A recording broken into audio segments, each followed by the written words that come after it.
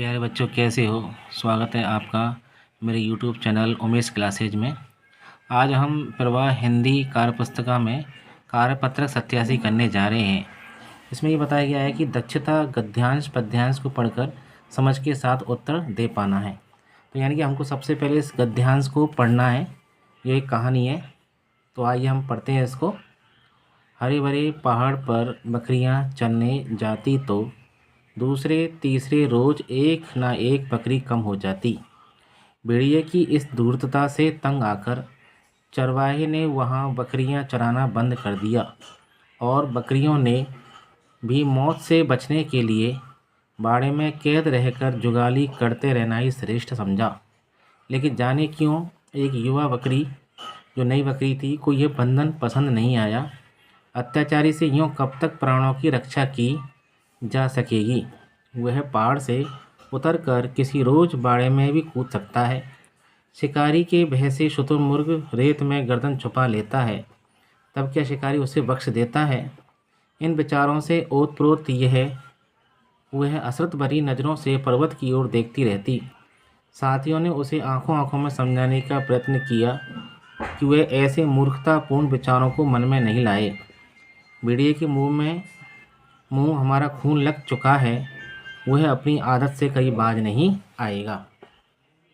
तो ये हमने ये गद्यांश को पढ़ा। अब हम इनके आधार पर प्रश्नों के जवाब देंगे। पहला प्रश्न ये है कि चरवाहे ने बकरी चराना बंद कर दिया। तो सीधी सी बात है कि चरवाहे ने बकरी चराना क्यों बंद किया था? भेड़िए के डर से। क्यों? भेड़िए उसमें से कोई ना कोई बकरी खा जाता था। तो यहाँ पर क्या आएगा? भेड़िए के डर से। तीसरा है बंधन पसंद नहीं आया। किसको?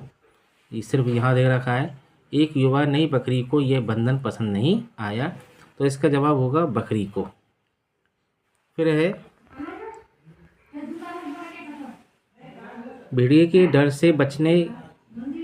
से चरने नहीं जाने पर युवा बकरी क्या सोचने लगी?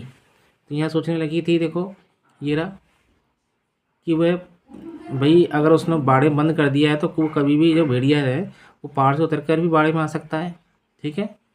और शिकार की वैसे शुतुरमुर्ग भी रेत में गर्दन छुपा लेता है, लेकिन फिर भी शिकारी उसको नहीं छोड़ता है। तो यहाँ पर उसके मन में ये थे, अत्याचारी से यूँ कब तक प्राणों की रक्षा की जा सकेगी। वह पहाड़ से उतर कर किसी रोज बाड़े में भी कूद सकता है। एक युवा बकरी ने सोचा था जब वो बाड़े में बंद थी कि भाई जब मौत आनी है तो उसका कोई भी नहीं रोक सकता मौत को। अगला है गडरिया बकरियों को चराने के लिए कहाँ ले जाता था। तो सीधा सा जवाब ये है कि हरे भरे पहाड़ पर बकरियां चरने जाती। तो यहाँ पर गडरिया बकरियों को हरे भरे पहाड़ पर चरने ले जाता था।